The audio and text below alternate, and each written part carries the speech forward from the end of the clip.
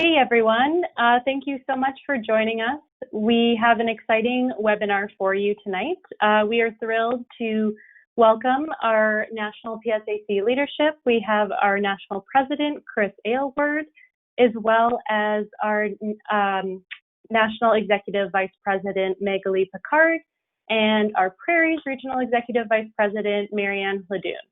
So I am going to get you started off tonight. So my name is Alana Mackinson. I'm the political communications person in the Regional Executive Vice President's office, and we also have a few wonderful staff on the line helping out.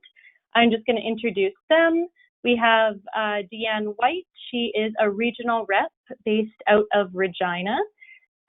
Keith Gauthier, also based out of the Regina returning office. He's the administrative assistant there. And we also have Clint Worth, who's the health and safety representative based out of the Winnipeg regional office. So Clint is usually the one conducting all these webinars. He's been, we call him the guru, because he has been conducting all the webinars up until this point. But I'm going to be taking you through the webinar tonight. So I'm just going to go over a little bit of the flow of how things are going to go tonight.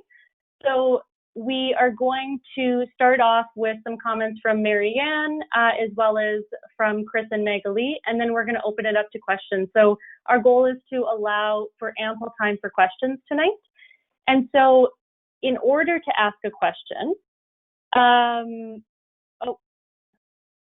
in order to ask a question tonight, we really want to ask you folks to use the questions section. There should be a panel on the right-hand side, and there'll be a tab for questions. So just write your questions into there. Please include your DCL or local or component. It just helps contextualize the questions for when Chris or Magali or Marianne goes to respond. You might see the raise hand function as well on the control panel. So we aren't going to be using the raise hand function. So if you do have a question, please use the question functions, and we'll do our best to get to as many as we physically can in the time that we have allotted. I'm getting notification that Marianne is actually getting booted out. We are having some technology issues just all around tonight. So hopefully we will be able to get Marianne back in for her to be able to welcome the webinar and introduce Chris and Magali. She might be back, so we'll just see in a second. But until then, we are requesting that you include some general comments. If you do have a very local question and a local concern, the best place to answer that personal question is through your local or your component. And if you don't know how to get in touch with them, then please contact the regional office, and we can get you in touch with the proper person. And so if you look onto the right-hand side in that GoToWebinar control panel, you'll see a bar that says handout. There's two here. And so you'll see a handout for the regional office contact information. So whatever region that you're in, you'll have that contact information. And then for your personal question and your personal concern, we can connect you with your local or component. And also Alana? just one, It's Clint. Are you sharing your webcam right now? I am sharing my webcam, yeah. Okay, it's not showing up on my attendee thing, so okay, sorry to interrupt.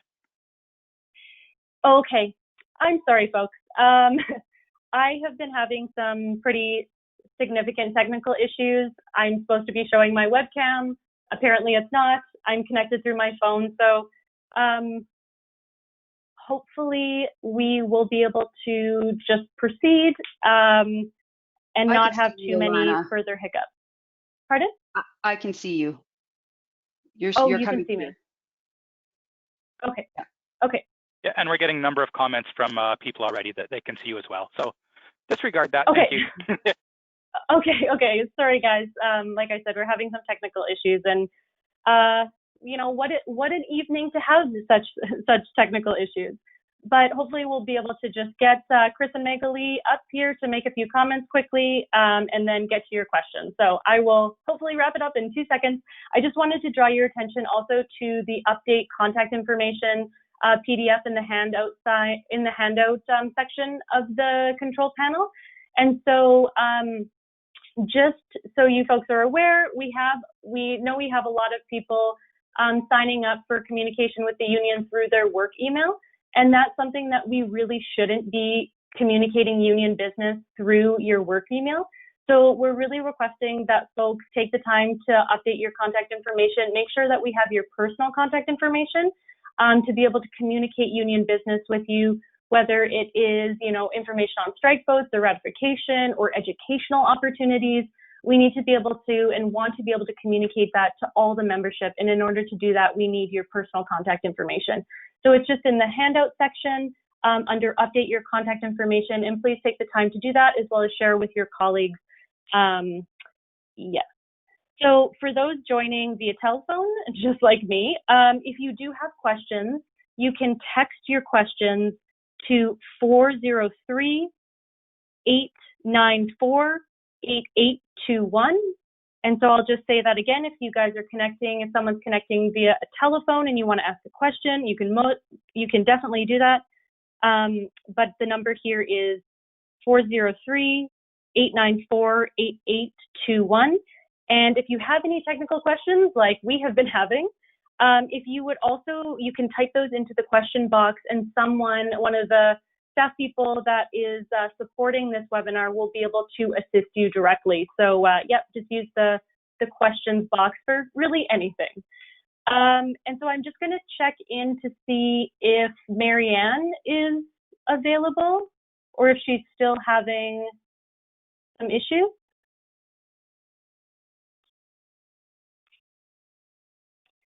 So I'm not hearing anything, so I'm going to just take a moment to start off with a poll.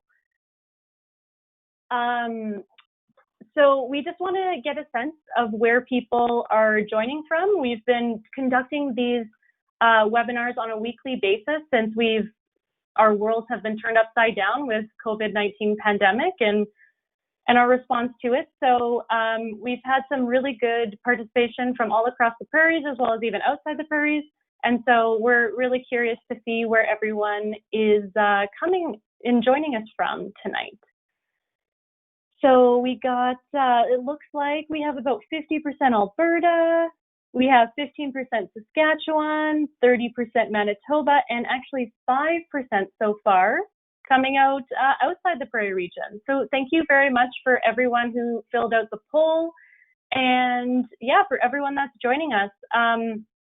Unfortunately, Marianne seems to not be able to get in. And so again, apologies. Apparently technology is not our friend this evening, but I will take this opportunity then to introduce Chris Aylward. He's the PSAC National President, as well as Magali Picard. She's the National Executive Vice President, and we'd love to hear from both of them at this point. I guess Chris first, and then Magali will join as well. Great, thank you very much, and thank you, friends, for joining the call this evening. It's certainly great that the Prairies region is putting this call on. I want to thank you for joining the call, and I want to thank the members who are on this call, especially those who are facing this pandemic head on the front lines. We have a lot of members on the front lines, dealing with the public each and every day, and basically putting their lives on the line as well. So I especially want to thank those members who may be on this call. As I said, we have thousands of members across the country facing this pandemic, and it is really truly remarkable what our members are able to do and get done during this time. I want to assure you that your union continues to work. The Public Service Alliance of Canada, we continue on with our daily business. There are daily briefings with senior staff and with both Magali and I. We have weekly meetings of the Alliance Executive Committee. That's a 9-person body, including Magali and I and Marianne. and then as well weekly meetings of the National Board of Directors of the PSAC as well. Normally the National Board of Directors meets 3 times a year, but now we're meeting on a weekly basis because of this pandemic. So certainly the pandemic has had, though, an impact directly on our members. I'm sure you know by now that the regional conventions, all 7 regional conventions, have been postponed till 2021. And actually our national triennial convention that was scheduled for 2021 has been rescheduled to 2022. So as I said, those things have been rescheduled, and but we continue to represent the members. We could continue to have representation meetings.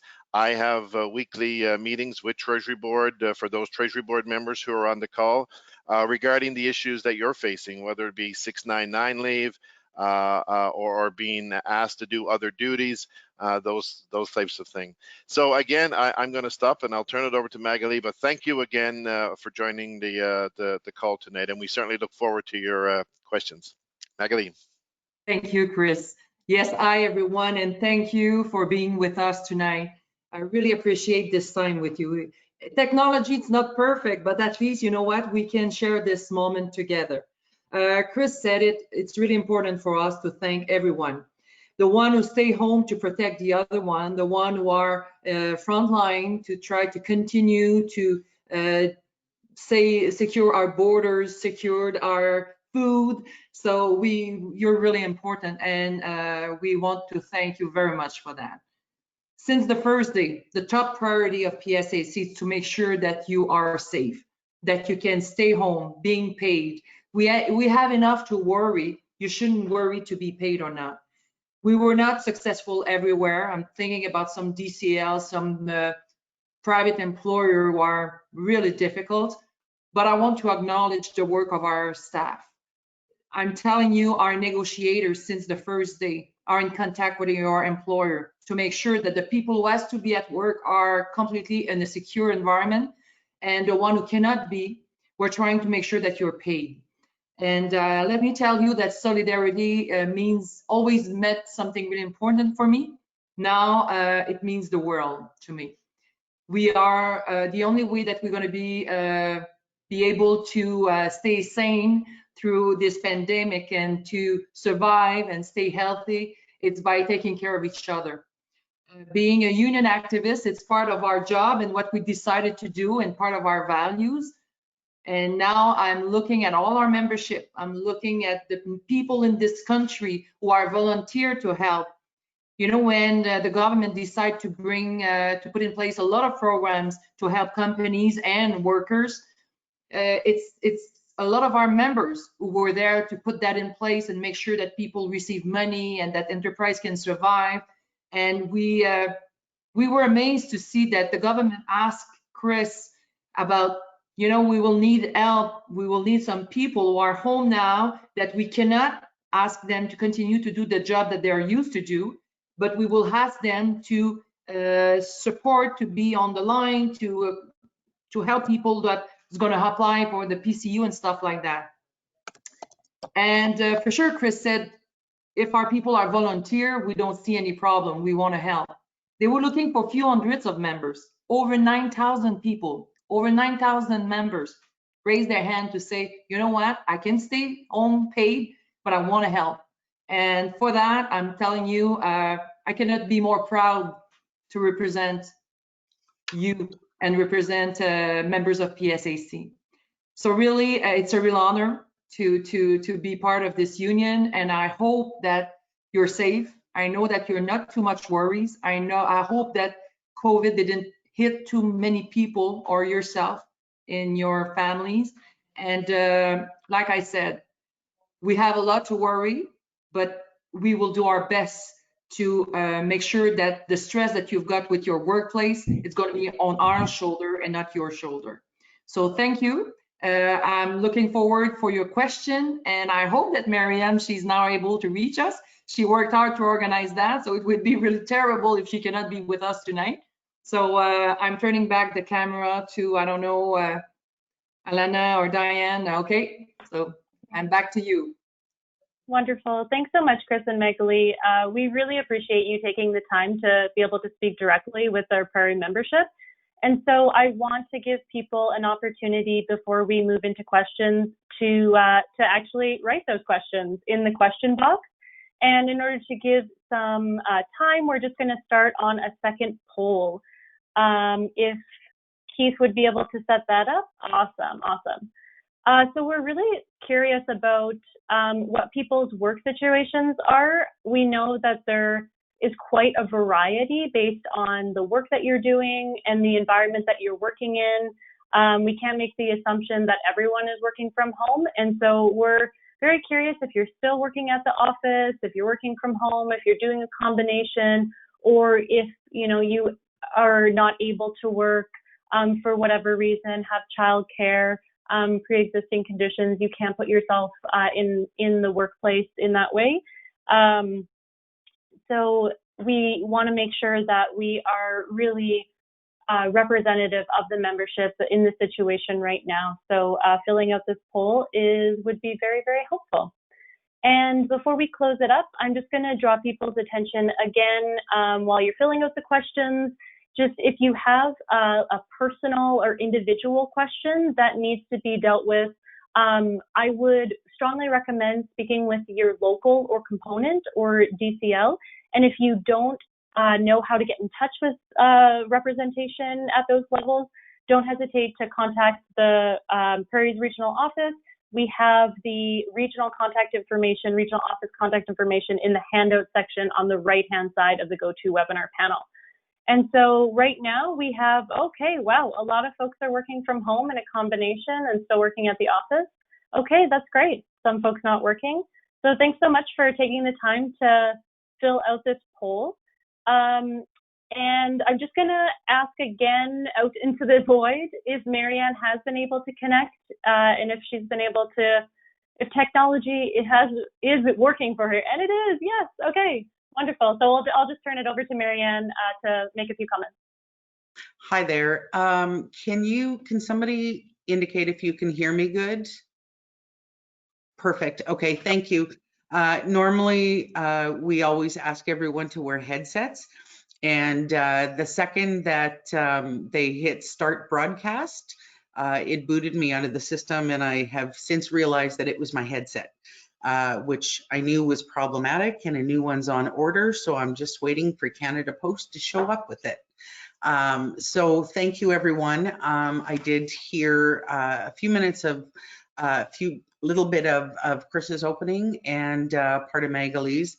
And I want to say thank you very much for both of them for participating. This is an opportunity for Prairie's members to actually ask anything you're thinking of. No guarantees we'll have the answers for everything, but this is really what we've been trying to do with the webinars. We have 3 provinces, and with not being able to travel, technology is technology, but at least it's a way to connect. And I won't speak for Chris and Magali, but I will say, as I've said every time, the one thing in all of this that I miss the most is actually going out to the offices and sitting down and talking to members and having those conversations and being available. And so that's really been the most difficult part is not being able to see you when we're talking. Before we go to questions, there was one other thing that I just wanted to say, and it was a great suggestion. So as you know, we cover 3 provinces. I'm based in Winnipeg. And so I would like to acknowledge that I'm gathered on Treaty 1 territory, and that the land is the traditional territory of the original lands of the Anishinaabe, Cree, Oji-Cree, Dakota, and Dene peoples, and on the homeland of the Métis Nation.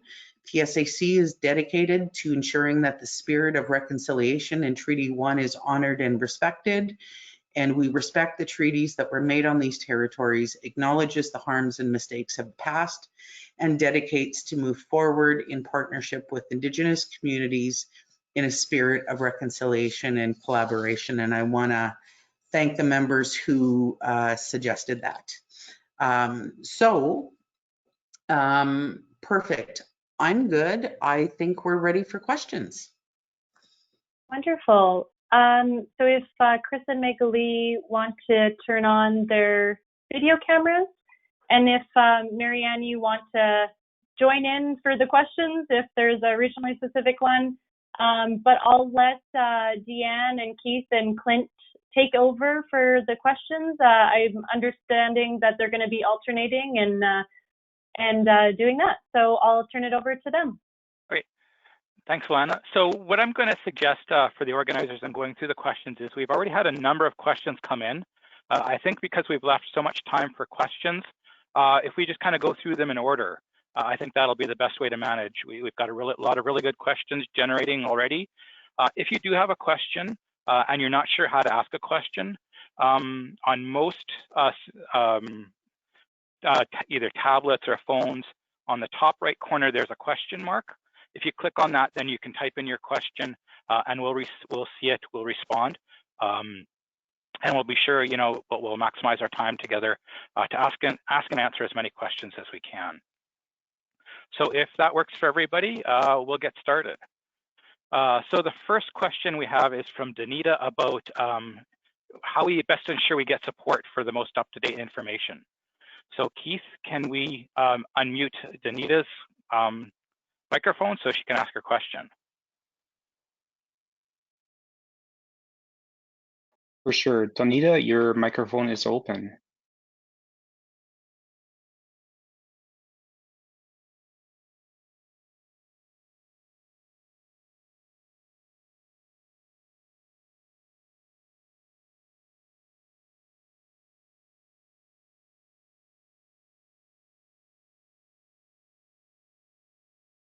She's unmuted, a little bit of technical difficulty. So I'll ask the question that she typed in and we'll let our elected officials respond.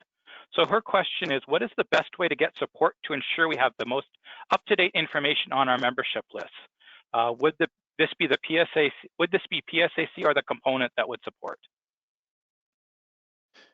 Thanks. I'll start, and I'm sure Magali may have other things to add, but certainly through your component. That would be your first contact, and then any assistance required after that would be your PSAC regional office. I'm not too sure what location you're in, but it would be through your PSAC regional office. They can help as well. But certainly the first stop would be your component, and talk to your component. Depending again on which component you belong to, but certainly start there for sure and contact your component in Ottawa. Magali? No, that's the answer, Chris. Is it like Family Feud? The first to unmute answer the question? I was not quick enough. We can make this a little fun and do that. Absolutely, we can. We should have a button. No. So yes, that's it. And it's unfortunate that we cannot hear the member, because I would like to know what is her position or role inside the local, because we also have a campaign now. That's one of our main goals, to have the information of our members, the most accurate one. We're thinking about their emails, cell phone. We're in 2020, and when we want to reach our people, it's really important to be able to do that really quickly and to send you the information if there's a bill that concerns you or our pension plan or whatever. So I like the question, because I'm really happy to see that some people would love to have their list and information and everything update.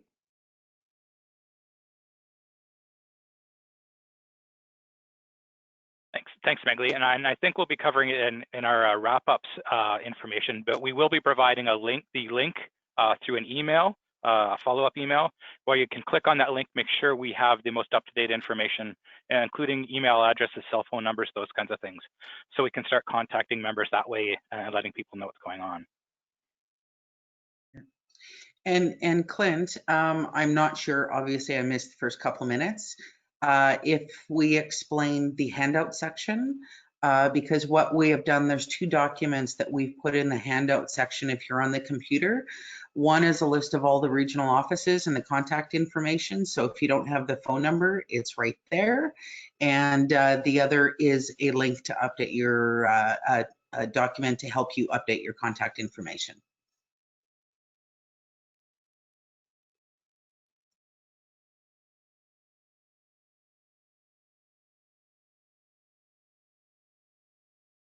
Okay, so we'll go right into the next question. So if you're not seeing those handouts, there's a little sheet of paper with a turned up corner.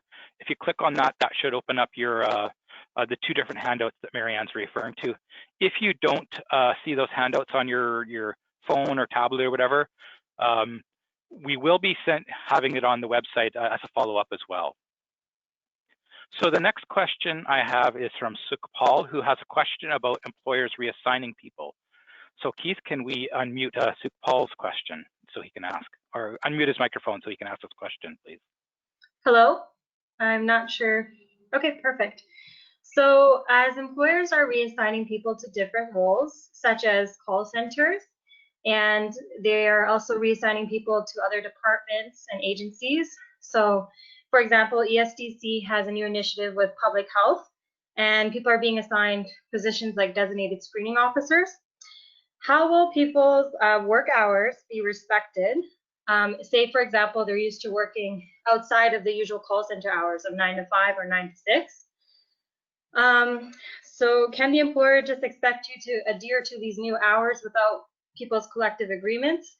And how will people be compensated for doing these new roles if they're coming from like a CR4 position, PM1 position, PM2, because there isn't really a classification or a pay scale for a designated screening officer, for example. So this kind of two-part with the hours and then with being assigned a new position. Thank you. Yeah, so I unclicked first. That's a very good question, and thank you for the question, because there's a couple of issues here really that's happening, and you're absolutely right. Members are being asked to perform other duties outside of their job description. They're also being asked to interchange with other departments, and we actually have members who work with Health Canada, with the Public Health Agency, who have gone to provinces. I know in Ontario, we have an agreement actually.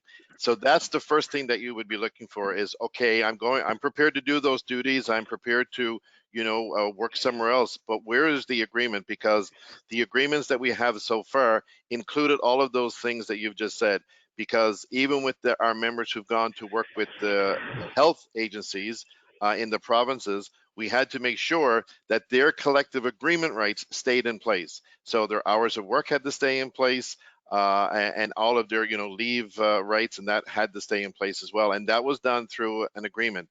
So if you're being asked by your employer, if it's ESDC, to go work somewhere else, be it a call center agent, then you should be asking for an agreement to make sure that your conditions of work basically stay the same, and certainly your collective agreement rights stay in place. And if you're having any issues around that, then certainly, again, contact the union, because as Magali said in her opening remarks, our negotiators are working day and night, and that's exactly the issues that they're working through, is exactly what you just raised. Chris, am I correct to think that it's supposed to be, our members are supposed to agree, it's supposed to be volunteer? They're not assigned by their employer to say, now you're going to go work for another department under different hours. It's supposed to be an agreement, and they are, like you said, they're supposed to see the agreement between the union and the department. Am I correct in what I'm thinking? Yes. Now, I mean, that's in an ideal world. I mean, there's some good managers out there, and there are some not so good managers out there. And sometimes a manager will try to get you, of course, to do duties that, that's not in your job description and that sort of thing. So that's when you should be saying, well, and you can actually say this, I know my union have agreements in place for these things. Do we have such an agreement? So that's, as Magali said, that's certainly the first thing you should be looking for. And as far as a manager coming to you saying, you have to do this, you have no right to refuse, or anything. I mean, it's I guess a saying within the labor movement is, you know, you obey and then you grieve later. But certainly, if you're being told you have to do this, then you know, do it. But contact your local union, your component, your regional office right away, just to make sure that the employer is within their rights of what they're asking you to do. I have nothing to add. Thank you. Okay, so the next person we'll go to, I think they just have a comment, but we're going to go to Michelle. So Keith, if we can unmute Michelle's audio so she can ask her question or make her comment.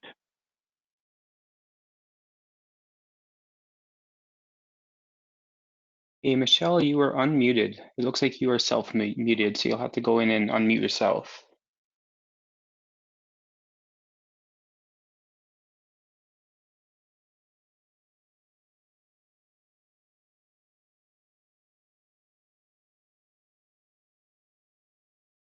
Don't be afraid, Michelle. We're far. We're in Ottawa. Oh, she's not afraid. Don't worry. Yeah, so from my end as well, Michelle, we've got you as self-muted.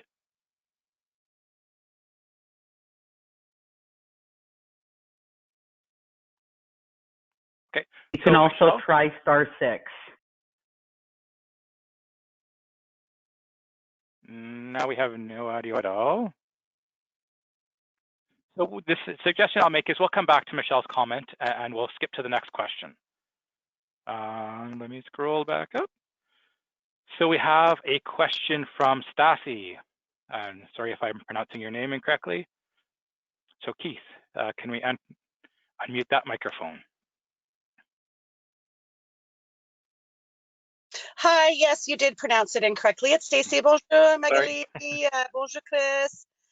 My question is, does PSAC plan to do a media blitz regarding all the work that's being done by our frontline members, similar to what was done with the Phoenix and how we were all impacted by Phoenix? Thank you, Stacey. Bonjour, Stacey. Yes. I'm taking French class, so I have to use it while I can. Perfect. That's great. Yes, actually, every day, pretty much, well, not every day, but certainly on a weekly basis, we're putting out stories about our members on the front line. And we're certainly doing that on our website. As far as the media, we're keeping all of these stories. If you remember last year, we did the campaign Here for Canada. We are looking to do that, something similar to that in the very near future. So we're keeping all of these stories that we have from members who are working on the front lines. And as you said, I mean, every chance Magali and I get, and I know, you know, this doesn't necessarily go across the country, but every chance we get with media here in Ottawa, we're talking about the work that our members are doing and the fact that they're stepping up to the plate. And I'm talking, of course, our Treasury Board members and going above and beyond what their normal day would look like, for sure. I'm appearing tomorrow before a parliamentary committee. I'll certainly be talking about that as well, about the work that our members are doing, and reminding politicians and this Liberal government that our Treasury Board members, all 140,000, going over and above every single day and delivering the programs to Canadians when they need it the most without a collective agreement. And we that's another thing too that we've been asking of this government, is to get back to the bargaining table so that we can negotiate a fair collective agreement for our Treasury Board members. But absolutely, Stacey, thank you for the question. And yes, we are putting that stuff out there, and we're keeping all these stories to have something, as we've done last year in respect to Here for Canada. Magali? Stacey, you cannot please more our president, because it's something that it's really important for Chris. He reminds that to our communication director all the time.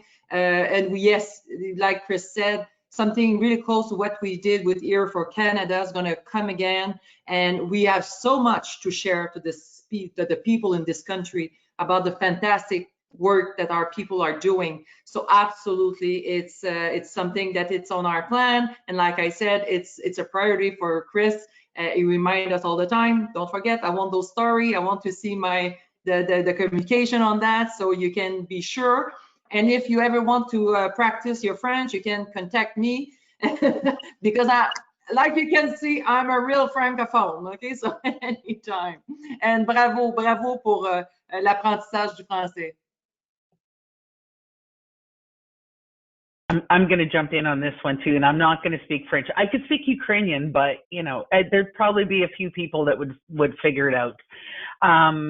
So I also want to mention that nationally, there is a place on the website where we want to profile members who are doing the frontline work, who are serving Canadians, and you can go in and put your name, your email address. You can upload a picture if you want. And those are being used on social media. And so if you put the information in, obviously, we're looking for permission to be able to put that out. But I really encourage everyone to go, and you can go to we share them all on the Prairie's Facebook page, to share that so that your family and your friends see the work that's being done. It's not always the faces that we see. Everyone knows that, UTE members from CRA are taking calls from home. We know Service Canada is processing applications. But there's all the others. One of the ones we just posted recently was a member who is a cook at the DND base in Suffield. He still goes to work every day because there's 50 soldiers on that base that need to be fed. That needs to continue. So we have a lot of members doing things, and if you're one of those and you think what you're doing doesn't contribute, you need to know that it does. Everything that our members are continuing to do, as small or as insignificant as you may think it is, none of this would happen without every single one of our people who are still doing that work. So please go on the website, and we'll pop the link into the chat box. But please go on and share that information so we can show the public and our family and our friends the work that's still being done. Okay, I'm turning my mic off now.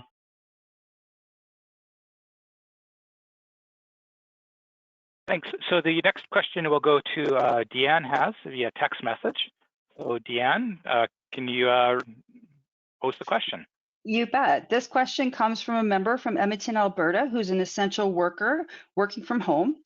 Is the Treasury Board still being difficult in contract negotiations? UTE has been without a contract for 4 years.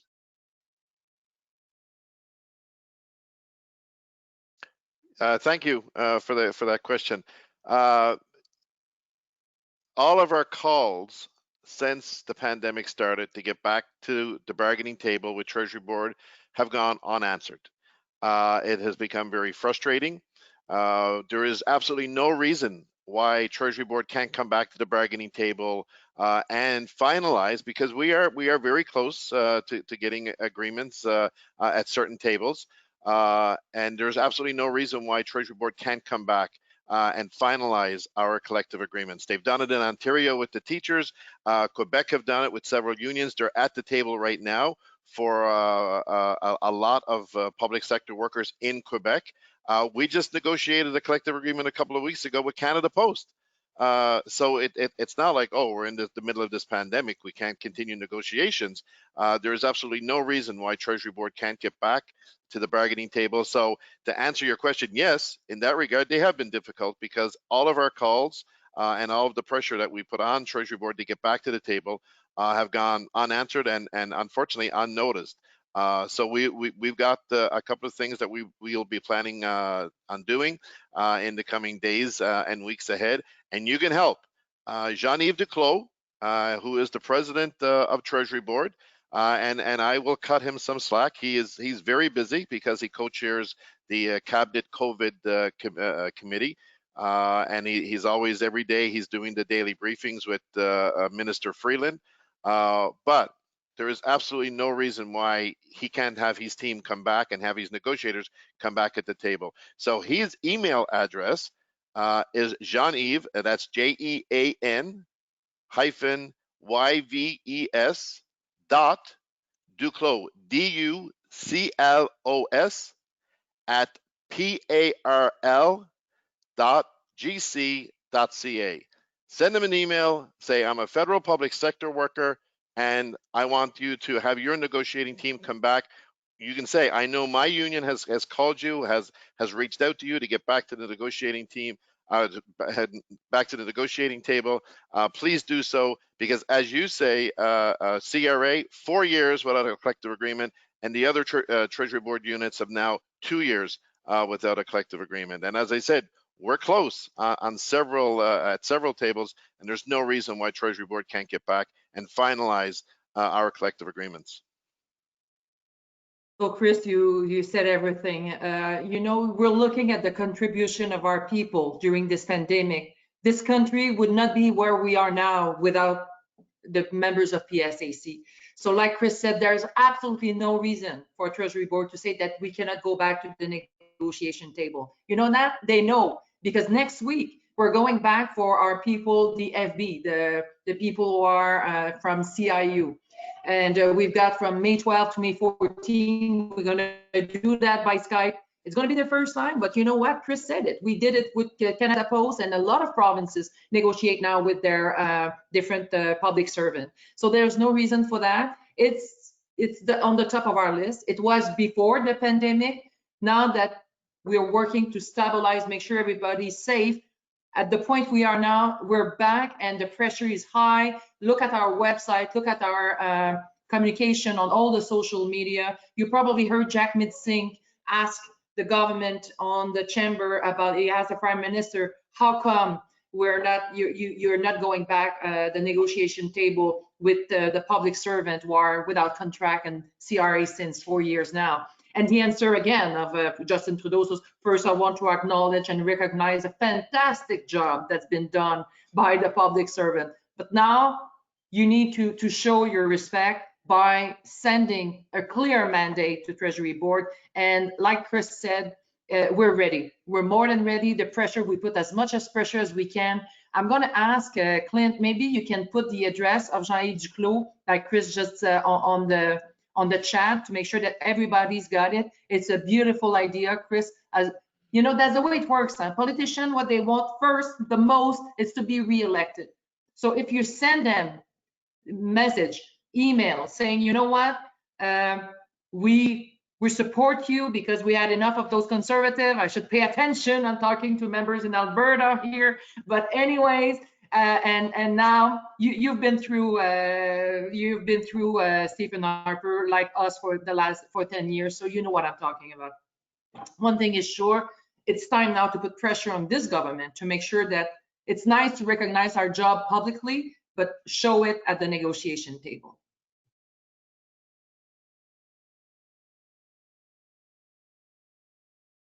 Okay, so we've been getting lots of questions around collective bargaining, those kinds of things. I think you've addressed a number of questions that are coming up. So if we don't get to anybody's specific question, it's because you might have already been answered.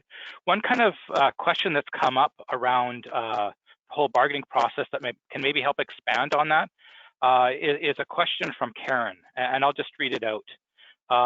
There was a Hills Times article covering the unions call for bargaining that had 2 professors commenting on it, that now might not be the best time for bargaining. What's your opinion on that?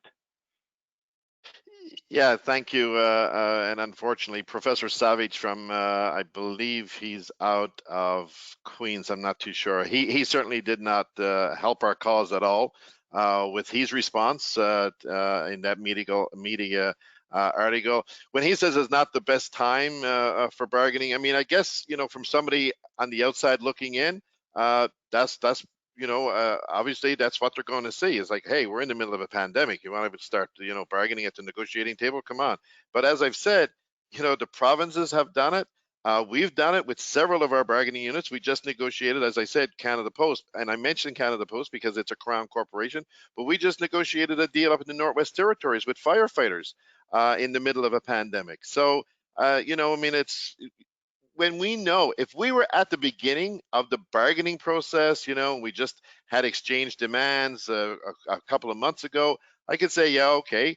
But, you know, as I said, we're close, and I think we're close enough to be able to get back to the table and conclude a fair collective agreement. And so, like I said, yes, I obviously I read that article, and those professors, it certainly didn't help our cause. But as I said, for somebody on the outside looking in, I mean, I guess that's what they see. But certainly, we see it differently. And as Magali said, I mean, our members, right across the country are stepping up to the plate and getting the job done and delivering the services, delivering the programs to Canadians and to businesses when they need it the most. And we need to get back at the negotiating table now, because quite honestly with you, it's now is when we have the leverage. Because once this pandemic settles down, and whenever that may happen, we're not going to be in as a good bargaining position as we are now. So we want to get back to the table and conclude the collective agreement and to get a fair agreement for our members. Absolutely. And like I said, there's no reason why we can't do that. It's been done many, many times over the last 8 weeks since this pandemic started. Well, I fully agree with you, Chris, and it's making me laugh, those comments, because it's, I don't know if those teachers know that there's not only 10 people working for the federal government. The negotiator of Treasury Board right now are not doing anything else than what they're supposed to do. Those people are paid, they're hired by the government to negotiate with the unions, with us. Those people now, those negotiators are not frontline answering the phone of the public, asking them how to complete their form for the emergency program and stuff like that. So those people are probably home right now, paid, and it's okay because we don't want them in the offices but we've got technology. We're in 2020 right now. So I don't understand why it's not the good timing. It's the opposite. It's never been a better time than that, because they cannot be occupied with a lot of other things because they're home and they're a negotiator. And we've got our negotiator, we've got our teams, we're ready. Like Chris said, we're not at the beginning of the negotiation. We're really far down the road. We're close to a deal. And this is what they think that we don't share, obviously. And between us, we are with a minority government right now. So it's the time more than ever to put the pressure to make sure they're coming back with something serious that will be support by our members, and also to make sure that they will survive as a government. Because I'm telling you, the last thing they need is to see us in the street after this pandemic, fighting and going on strike because we will not being respected. They won't look good after the recognition of the job of our people. If they don't bring back our negotiation table at the table, if they don't sign an agreement with us, they will have also to answer the question of the Canadian about the fact that they don't respect their staff and that they're not able to reach an agreement with us. And it's not like we're trying to, and we're not asking for something unreasonable. We're really reasonable. We've got some expectations that are absolutely fair. And if you look at all the pick we received so far, it's clear the Public Interest Commission that heard both sides of the story, the one of the union and the one of the employer, it's obvious that what we're asking, it's completely equitable, it's fair, and there's no problem with that. So I really think that it's our time now. Enough is enough. We wait a long time, and we understand the pandemic. We were not pushing at the beginning of it, but now that this country is under control, I think that, and the population's got money and stuff like that, it's time to think about our people.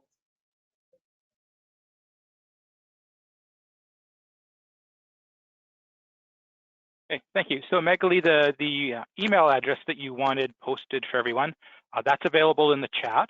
So you can click on that, copy and paste that. As well, what we'll do is we'll make sure that in our follow-up emails, in the information that's get posted to the Prairie's website, we'll have that link attached as well. So I've got a message that we're ready for Michelle, that she's ready to, that we've reconnected with her. We lost connection. So Keith, can we open up Michelle's microphone? We've got her muted and self-muted, it looks like. Can you hear me? Yes, we can. Yes. Okay, so my name is Michelle Lang. I'm the president of the directly chartered local 40005, Union of SAS Gaming Employees. I'm currently laid off, along with about 330 other members of mine. And I currently have about 20 members still working. But I would like to personally thank CEIU and UTE for their work on getting my members paid and how fast it came.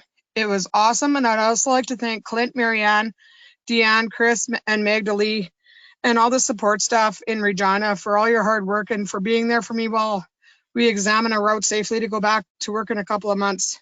So thank you and much love. Miss you, Michelle. Cannot wait to see you in person again.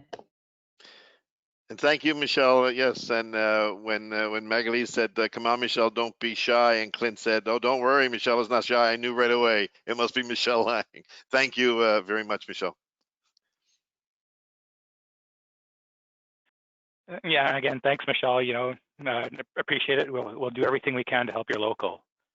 Let's skipping along to the next question we have from Sherry. So Keith, can we unmute Sherry's microphone? Oh, other Sherry.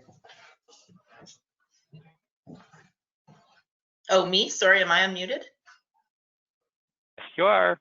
Okay, sorry, I didn't know you were taking questions this way. I just wanted to know if you could talk about any strategies that the PSAC either regionally or nationally is looking into as far as organizing and mobilization in an environment where we're not going to be able to get together with members face to face for probably close to, you know, several months to a year. Thank you, Sherry, for that. I'll say it now. I was going to say it at the end. One of the things that we're doing actually next week, Sherry, is that we're doing a telephone town hall for the 200,000 members of PSAC. For the Prairie region, I can tell you that it will be held on Thursday, May 14th from 8 p.m. to 8:30. So certainly, as you say, we need to be able to make sure that we stay in contact with our members. Our website is updated on a daily basis so that our members have the most up-to-date information. As far as organizing and you know, mobilizing around that, one of the things, I mean, if you're a Treasury Board member, then I'm going to ask you tonight to please email Jean-Yves Duclos, the President of the Treasury Board, around the bargaining issue.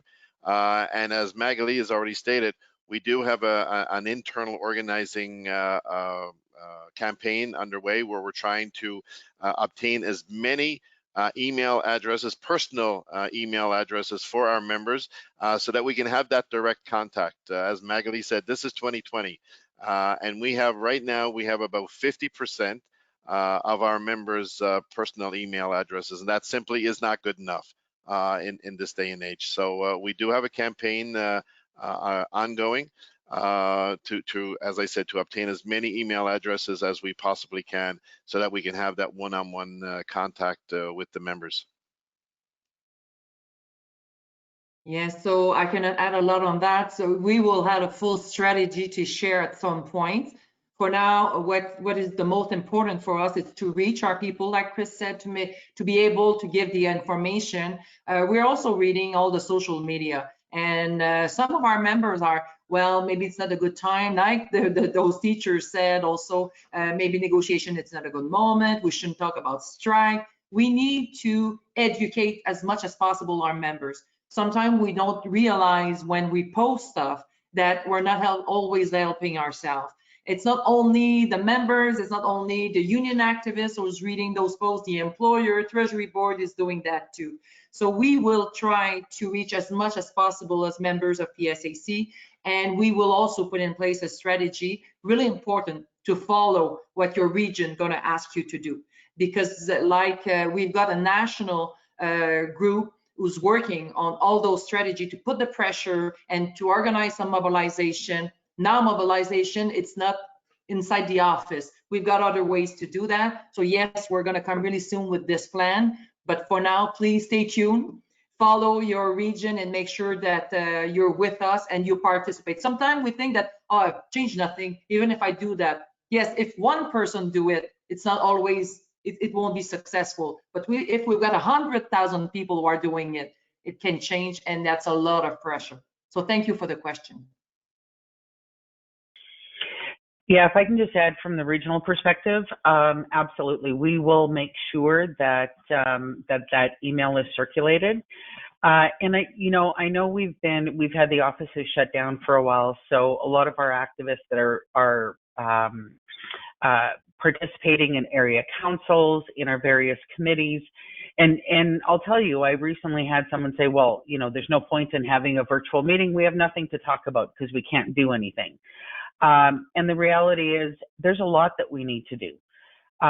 We have, we can work on campaigns regionally to make sure that every member contacts the minister, contacts your own member of parliament. But, we can also do a lot of work in our communities, right? Don't tell me that there isn't issues in Alberta, Saskatchewan, or Manitoba with governments opening things up and making decisions that are putting our members and our families and our friends at risk, to be perfectly honest. And we can work on those things. We live in these communities. We can do this work. We can fight for a collective agreement for ourselves, but we can also fight to support the healthcare workers that are out there on the front line. We can support the workers in Cargill who, I don't even know where to go with that one. We can do a lot of this work. And so while we can't do this work face to face, the committees and we can have more conversations. That's why we're doing the webinars. And on, I want to say June 11th, because we have these scheduled till the end of June. The regional office staff took turns. They each picked a week. And June 11th is going to be taking action. And we have a community grassroots organizer who is one of my mentors, even though he's 20 years younger than me, going to be on. We have an MLA that's coming on that's going to talk to us about the things that you can do in the current time and why it's important to do that at the federal level, the municipal level, the provincial level, everything. So stay tuned for that one. And if there are things that you feel can be coordinated, by all means, let us know. We need to be creative. We're open to a lot of things. So thanks, Sherry.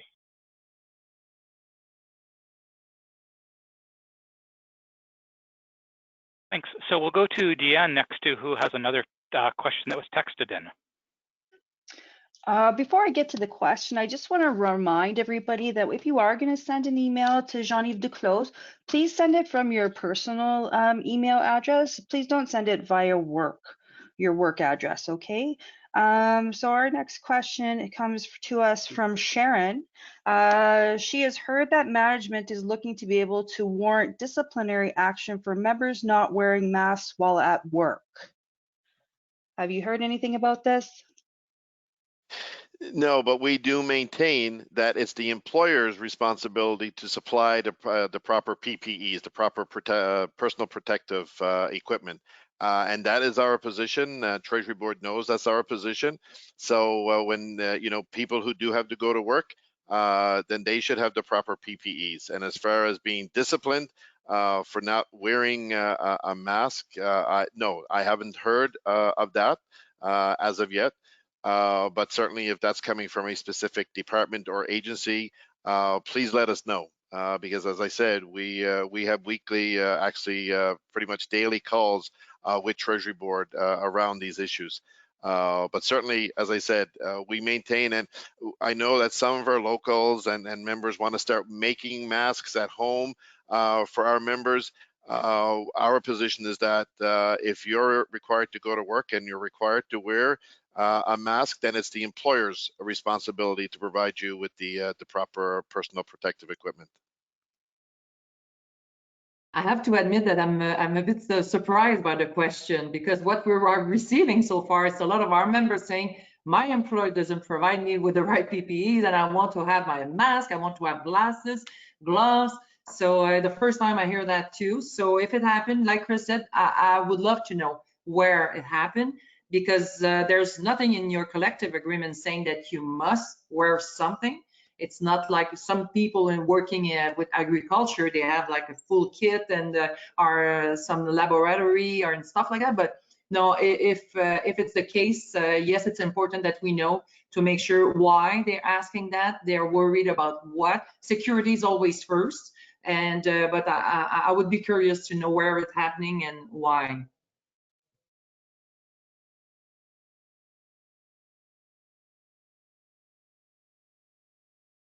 Okay, thank you. So what I'm going to suggest is we're getting a few different questions, all phrased a little bit differently.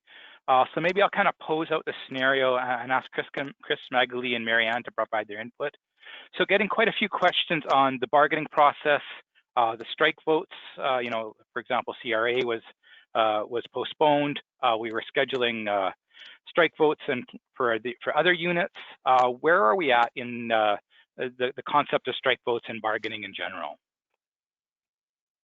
Yeah, thank you. That's a very good question, especially around the entire process, because now I believe the CFIA, the Canada Food Inspection Agency, PIC report is not out. Actually, they're in hearings this week. But as far as the process is concerned, yes, we were very close to concluding the CRA strikes on March the 12th, and that's when the decision was made to suspend all strike votes.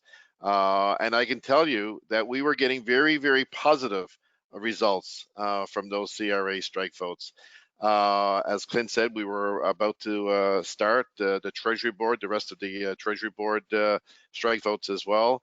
And then, of course, the pandemic hit. And as I said, PSAC made the decision on March the 12th to suspend all strike votes. Where we are with that, I mean, you know, nobody has a clear crystal ball on this pandemic, but I can't see us restarting the strike vote process until, you know, those restrictions are lifted around mass gatherings.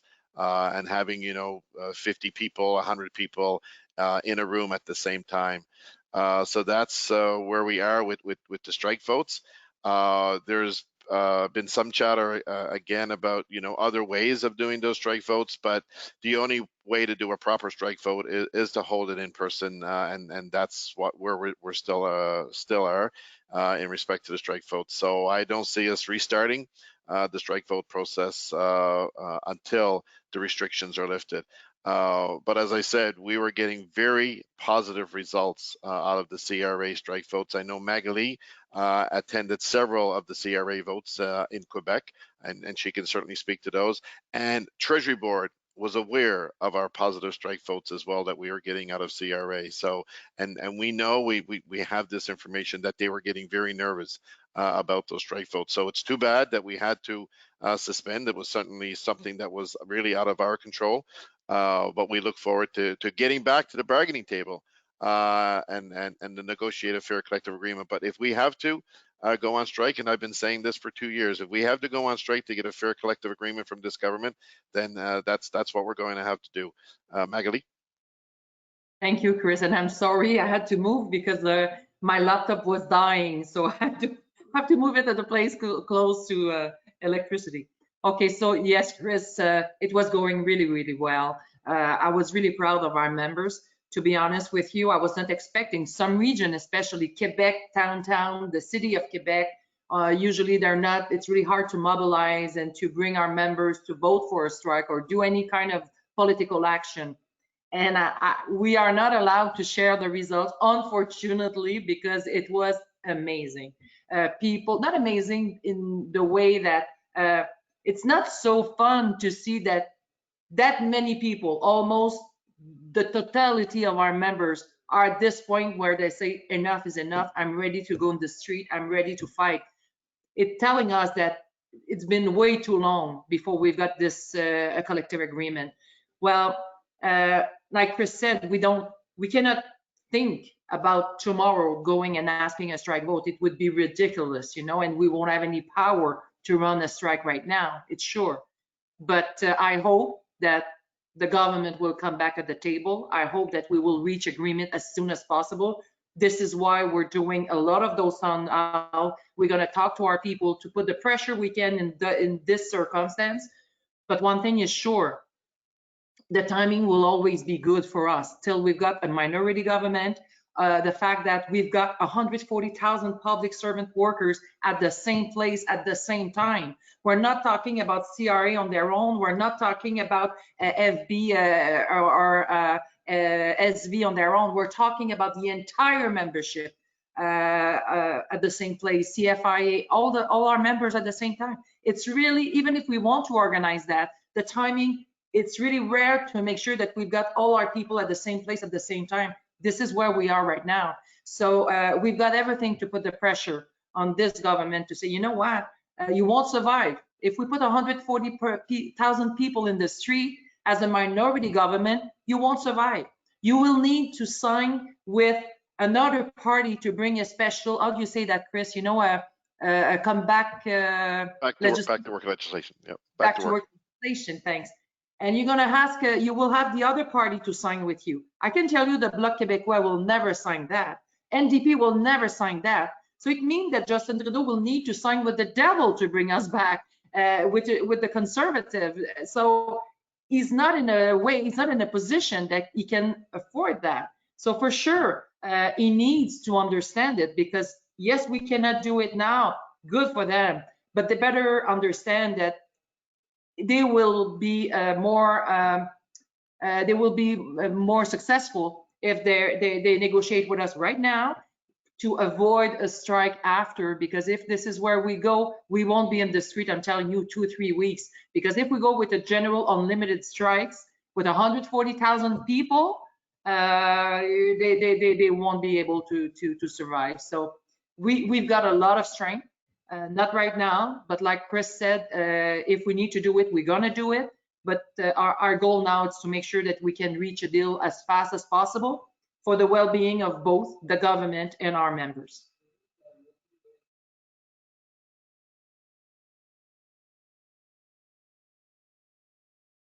Okay, thank you.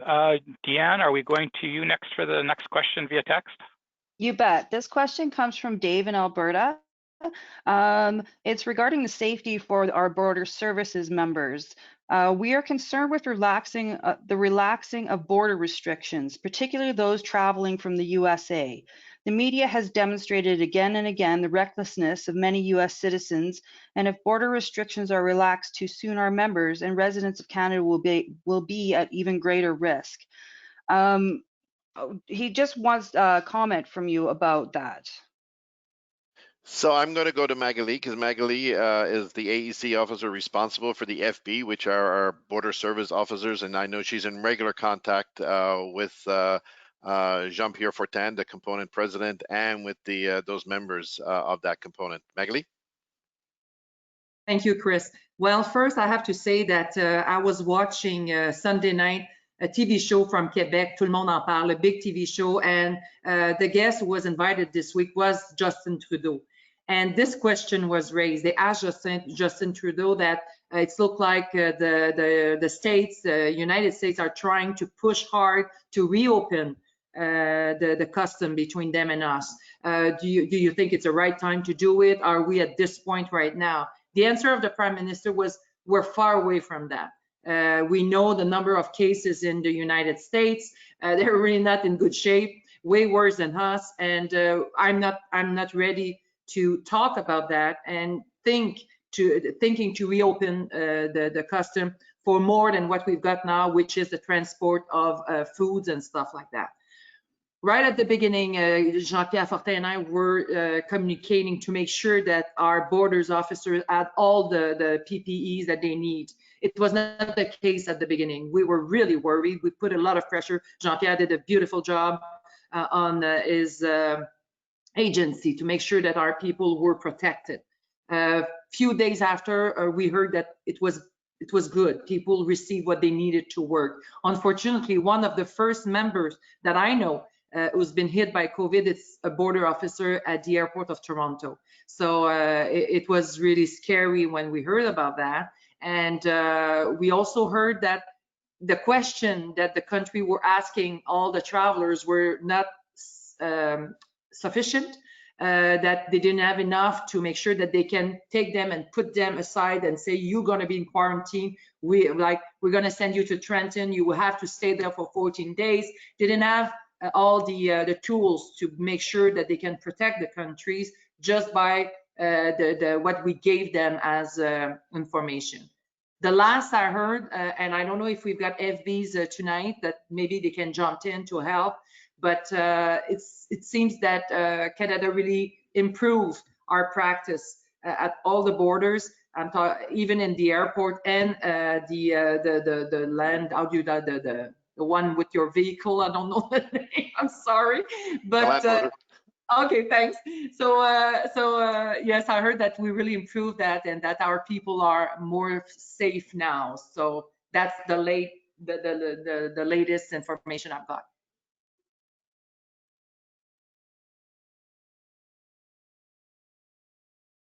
Okay, thank you for that. Next question we are going to go to is from Phil, who has a question about component and national conventions and regional conventions. So Keith, can we unmute Phil's microphone so he can ask his questions? Sure. So my component convention is scheduled for September 2020.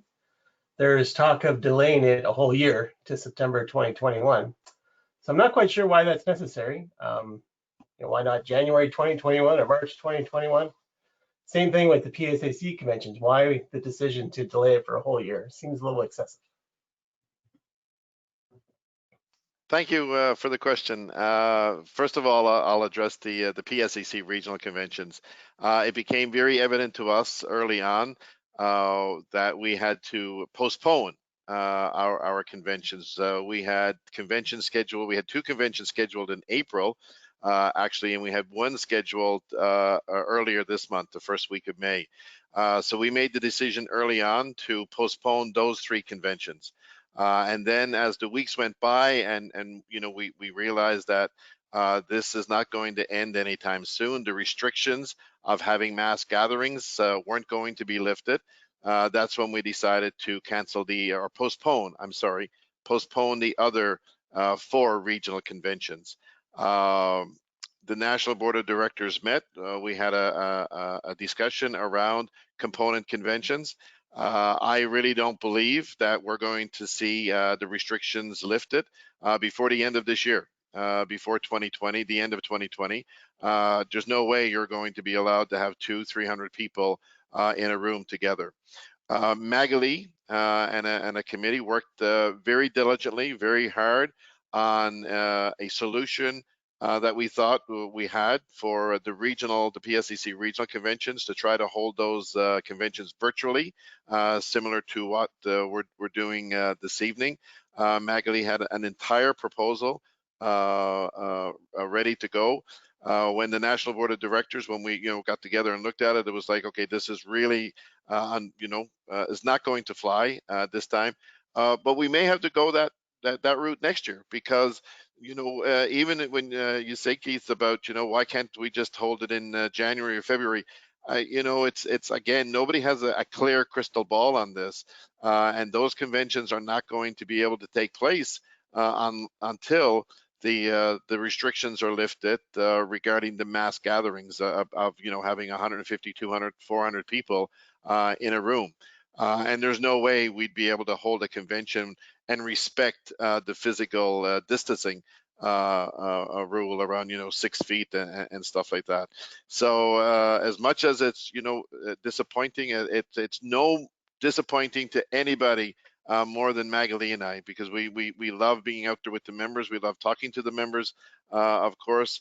So as you said, yes, it's very disappointing, but we're in very unprecedented times, and we have to unfortunately do things that we've never done before. There's never before, certainly a regional convention having to be postponed, and certainly a PSAC convention hasn't been postponed either. I can't speak specifically to your component, That's the component's decision to do that. But certainly when we met as the National Board of Directors, we basically all agreed that there will be no conventions or large conferences even being held this year. We had major conferences that were scheduled for this year. We had a National Women's Conference, and we had our National Equity Conference. We had a Leadership Conference scheduled for 2020. We had to postpone those conferences, and as you said, it's very unfortunate. Nobody wanted to make that decision. It was a difficult decision, but it was a decision, obviously, that was one that we had to make because of the current context of where we are. Magali? Well, Chris, you said everything. What I can add, it's like it was really not easy. Let me tell you that to postpone, it's a lot of work for the staff, for all the elected officer. We have to think about, are we going to reopen the period of people who can register to participate? Do we are going to accept new resolutions? How is it going to? I cannot tell you how complicated it is. So yes, it's not because we're not excited about that. It's really unfortunate. Like Chris said, there were not a lot of appetite to do it virtually. And the main reason that your component president and were telling us they don't think that there are people there activists would appreciate to do it virtually. So I'm glad to hear that maybe you didn't say if you would have liked to see it virtually or just like in person. In person, I agree. There's no way we can do it this year. We won't be allowed to do that, and to make sure that people are safe. We don't want to be accountable if something happened. We cannot imagine that. So, but if you think that, you know what, we're in 2020 and we could have found a way with all those technology to do something for once differently, just let your components know. They need to know, because there were a lot worries about what our members would think about that. The fact that they won't be able to be in an hotel for 3 days to do their lobby and to participate to all the action. So that was the reason why they were really worried about doing it in a different way. So if you think that it should have been a good idea, let them know. So next year, we're not sure that everything's going to go well. They don't talk about having a vaccine before 18 months, if they ever have one. So are we going to be able to bring 300 people in a room in 2021? Maybe not. One thing is sure, we won't be able to postpone indefinitely conventions. So we will have to look at a different way to do it. And if you think that it should have, you're comfortable with that, let your president of the component know, and they will probably feel more secure if we have to make another decision at another time.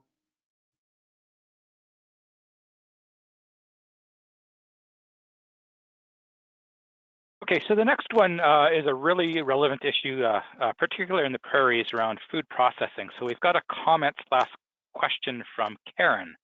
So Keith, can we open up Karen's microphone to ask her question, make her comment?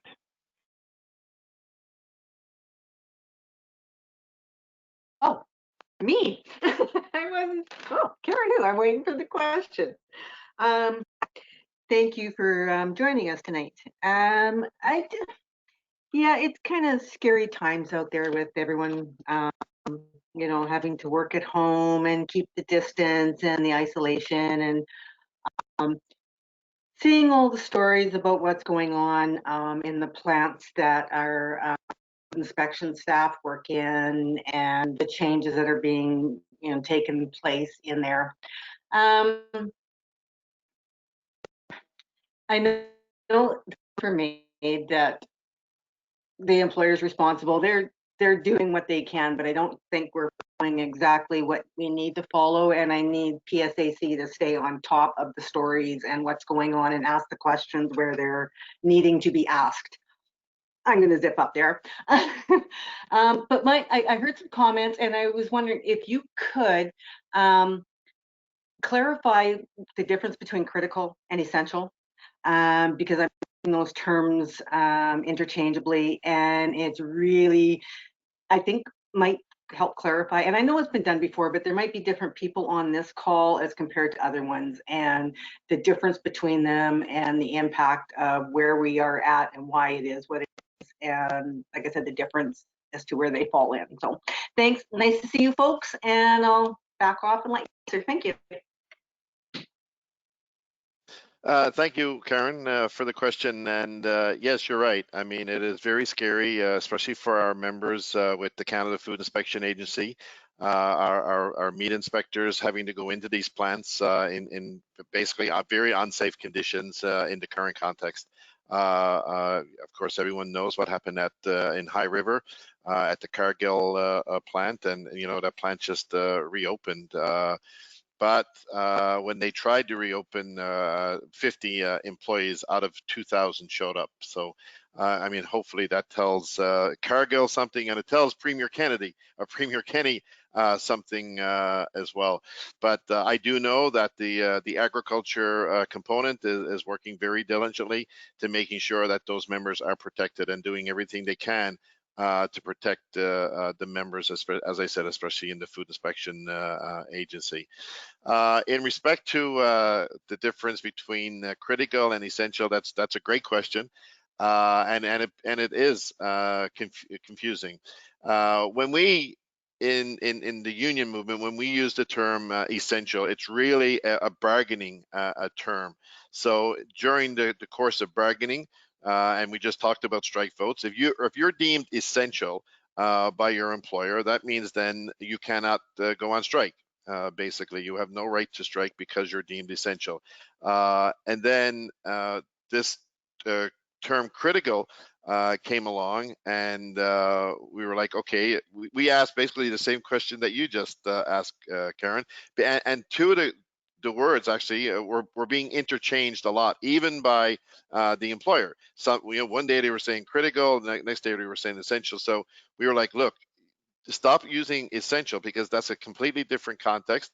That's in the terms of collective bargaining.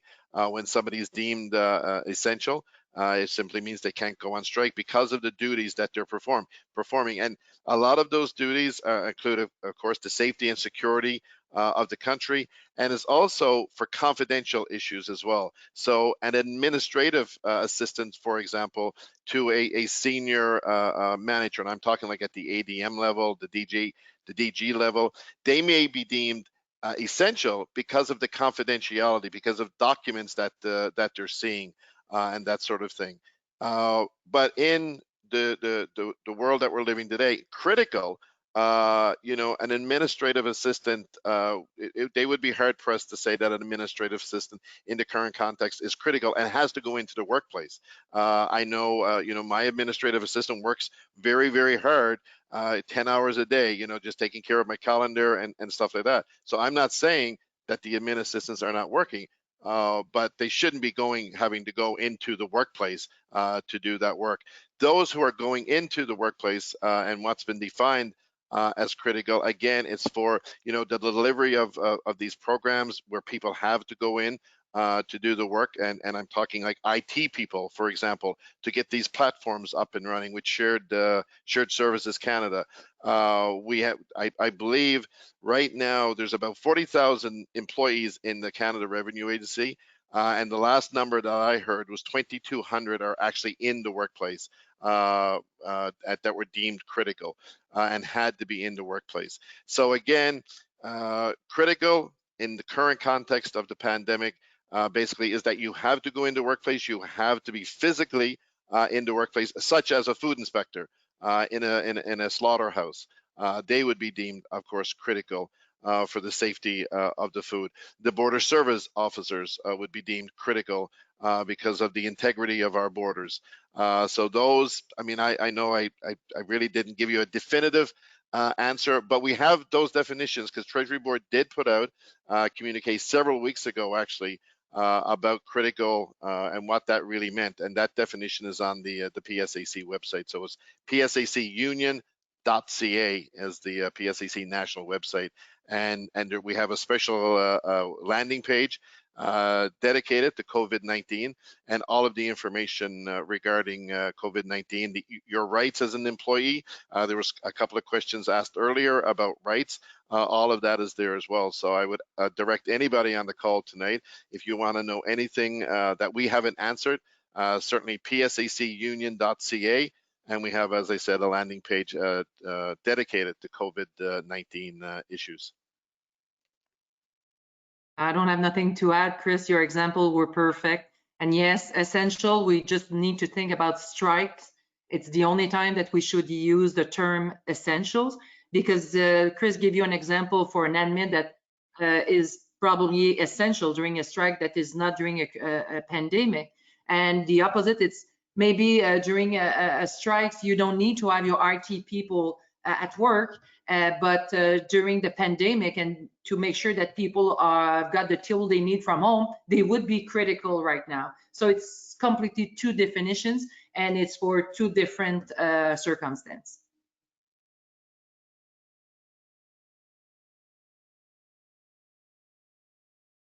So thank you. So looking at the clock, we're getting close to 8:30, our finishing time. There is a number of questions that we haven't got to. Just going through, I've done my best to pose a number of questions that answer a lot of different kind of topics, but just looking through the questions, I know we're not going to get to all of them. So what we'll do is we'll have one more question that we'll have posed to our panelists. And then one of the great features of this webinar is we are able to record all the questions that we haven't responded to, and it attaches your name and email to that question. So we can follow up with you, answering your question, directing your question, whether it's a question that the REVP office can answer, whether the regional offices can answer, or if it's a question that we would forward to the component or local. What we will do is all the questions that we haven't had a chance to get to, we'll commit to making sure that those questions get redirected to somebody that can respond to your questions. So with that, I'm going to turn the microphone over to Deanne for the last question. Okay, this is a pretty timely question. It comes from Glenn, who is asking if you can speak to members and members' families who are deemed high risk to severe COVID complications. As some provinces are starting to reopen now, will they be forced to go to the office or even forced to send their small children to daycare in which they could bring COVID home? Thank you for that question, and that is very, very timely indeed. Certainly with, Quebec schools have already reopened, and other provinces are talking about reopening schools and daycare centers. Actually, I was on a call today with Treasury Board, and the answer that they gave us around the 699 leave, quite simply, was not acceptable. We give them our position on this. We said that, because what they said was that if there is an identifiable risk, then you will be able to stay on 699. That's not acceptable to us, because if I'm an employee and my child's school is open, you're forcing me to send my child to school. That's what you're doing. So it's causing mental health issues with our members. It's causing obviously all kinds of anxiety issues, which are mental health issues, because the employee is like, what am I going to do?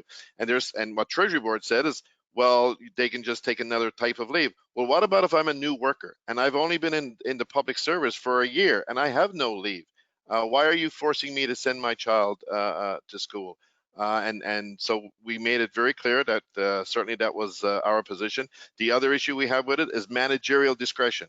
As I said earlier, there's some good managers out there, and there's a lot of not so good managers out there. And if we just leave this up to the managerial discretion as to, Joe, you can stay on 699 leave, but Mary, no, you can't. You got to. I mean, that is totally arbitrary, and it's not acceptable. And I know in Quebec are saying you don't have to send your child to school. If you don't want to send your child to school, that's fair. Keep your child at home, and we'll continue the online stuff. So what Treasury Board is saying, what our employer is saying, even though the province is saying you don't have to send your child to school, we're going to force you to send your child to school, and that is totally unacceptable. So, I know that the question was specifically around high risk people. Certainly, if there's any kind of risk, if the child is diabetic or has a compromised immune system, absolutely, you're not expected to send your child to school, and you would be fully have access to 699 leave. If the child is in a household with somebody who's high risk, either, you know, a family member, again, the same thing would apply. You would certainly have access to 699 leave. But even when Treasury Board says if there's an identifiable risk, that's simply not good enough for our members. As I said, forcing our members to send their child to either a child care center where there could be, you know, 40 children, or sending them to school, and you cannot tell a 10-year-old about, you know, physical distancing. I haven't seen my friends in 2 months, and now you want me to keep you know, 6 feet away from them? That's a little bit of course absurd and totally unacceptable. Yeah, I want to thank Chris, because Chris, you're negotiating with Treasury Board on a day-to-day basis, and we can be proud of what you're doing because your message is really clear. I know that they're trying to push hard to make sure that our people, when it's going to be time to go back to work, and they're going to find excuses for stopping to use the 699, and we've got you there to protect the entire membership, and thank you for that. And we need to know, as soon in your workplace, if you are pressured by your employer, please do not hesitate to communicate with PSAC. We need to know exactly which department, which branch, where it's happening, to make sure that we can intervene. If people are not talking and they agree with that, and some employers try to implement that and push our members to go back to work, and if we find out and it's been months or weeks that people are back to work, it's not going to help our cause. So as soon as you receive a phone call from your employer and they're telling you that you need to use other code if you want to stay home or stuff like that, make sure that we know you have to grieve as soon as possible. It's still the best tool that we've got, and it's going to help us to show to this employer that our people are stressed. They've got good reason to be home. We don't need nothing else than COVID. COVID, it's enough to be stressed and to want to stay home. I've got a kid of 13 years old. I'm living in Ontario. I'm telling you, if I was living in Quebec, I can tell for sure 100% I would send him back to the school. I think it's too fast. I have enough to be home. I cannot wait to go back to the office and see our members, but I'm also afraid that we're going way too fast, and we're not ready for that. I don't see the difference between now and 3 weeks ago, to be honest with you. There's nothing scientifically that can assure me that we're safe, more safe now than we were 3 weeks ago. So thank you for this question. And like I said, make sure that we know as soon as one of the employers put pressure on our people. Well, thank you so much, Chris and Magali, for taking the time to answer our members' questions. It's not every day that PSAC members get over an hour of one-on-one time to be able to interact with you and ask questions. So we really appreciate you taking the time out of your evening to do this. I just also wanted to remind folks, if they are in need of connection for contact information, we have in the handout section on the right-hand side the regional office contact information, as well as updating your personal contact information so we have your personal email, so the union can reach out to you for union business. So I will turn it over to, I'm not sure who wants to go first, Magali or Chris, for closing comments, and we'll start to wrap up the webinar. Magali. Thank you, Chris. I won at the Family Feud. So now I really want to thank all of you for being with us for the last hour and a half. I'm amazed to see that you're taking your time to be with us tonight. Thank you very, very much. I'm sure we have to learn from what's going on right now.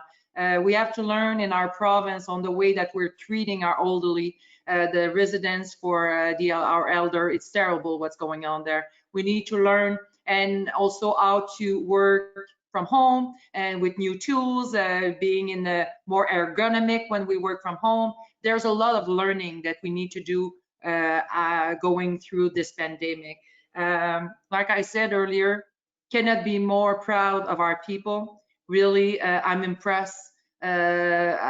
We've got fantastic members, and I want to share with you that I want to say to you that we will survive. We're going to go through it. It's going to go well, and we will stay close to each other. We're going to take care of each other. It's the only way to survive through this terrible time, stressful moment. And again, I hope you're going to be with us when we're going to do our telephone town hall next week. And I want to thank all of you. Thanks the staff of PSAC that continue to do an amazing job to make sure that you are protected throughout this time. So thanks to everyone, and cannot wait to see you in person in the really near future, I hope. Chris, thank you, Magali. Thank you. And yes, I want to thank everybody on the call this evening. And I certainly want to thank Marianne and her staff for organizing this call. Look, my friends, we know that this is not easy times for you, your family, friends. And you know, it's very a difficult time and a very stressful time. But we want you to know that your union is here for you, and your union is working day in and day out on your behalf to make sure that you and your family are protected. And we will continue to do that for however long this takes. I especially want to thank the members who are facing this head on every day, putting their health at risk every day, and literally putting their lives at risk. Our food inspectors, our border service officers, our members who work in correction facilities, the federal facilities or institutions right across the country. All of our members that have to deal with the public each and every day.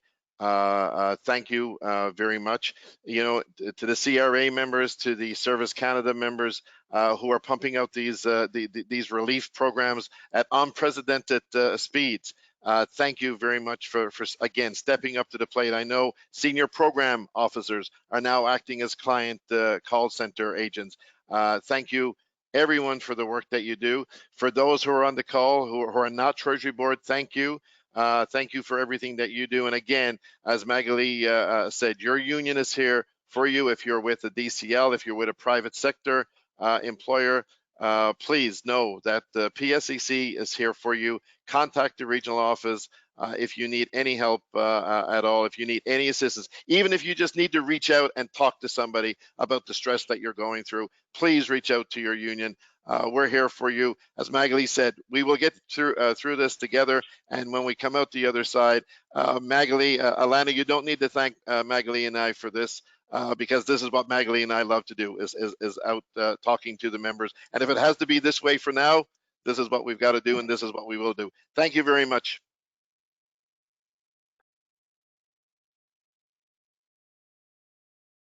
That is very fair, Chris and Magali. We do appreciate your time all the same, though.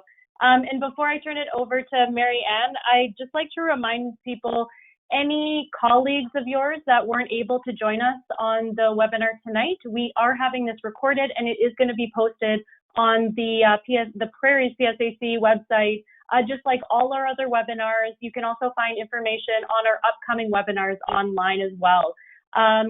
So with that, I'll turn it over to Marianne for some closing comments.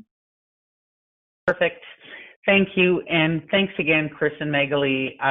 You know, I totally get it. The chance to actually, maybe you don't get to see someone, but you get to hear their voice. It just really makes you feel connected. So I'm thoroughly enjoying doing these webinars every week.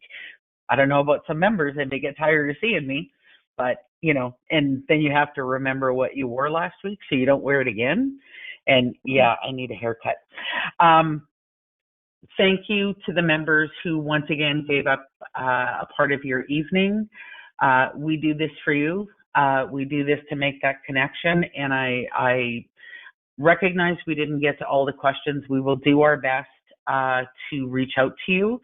I think a lot of the questions that were raised are questions that the components will need to deal with. So we'll make sure and connect you. And at any time, if you don't know locally who to talk to, then call the regional office. They will tell you who your local president is. They will tell you who your regional vice president is, or, you know, if it's something we can deal with. So by all means, everybody is totally available to you. So to answer Phil's question, do you know the subject for next week's webinar? Yes, I do. But we have a problem, because the telephone town hall is the same time as our weekly webinar. We just figured that out. So the next topic is, unless I could convince Chris to switch it to Wednesday. Okay, so the next topic is, and we may have to adjust the time either before or after, but the next topic is really cool. PSAC 101, an introduction to your union. So, interactive, all the questions that people want to know. You know, do you want to know, are you curious about union dues, or, you know, what are the benefits for being a PSAC member? How do we do decision making? Where do you fit into the process? So because we can't do our Talking Union Basics training, we've got a lot of members that have started since this and haven't been able to register. So it's going to be a great webinar. So we will look at the time and see what we can do so that you're able to participate in both. We will figure that out, but that is the next topic. You will get a follow-up email with a link to the next webinar, although we may have to tweak that later. Again, the recording will be on the website tomorrow. We post it on social media. You know, share that, sign up for our Facebook page, sign up for our Twitter account. Alana is doing a great job. We now are using Instagram. She's like fabulous at that. So all of that is available to you. And thank you, everyone, and have a great evening.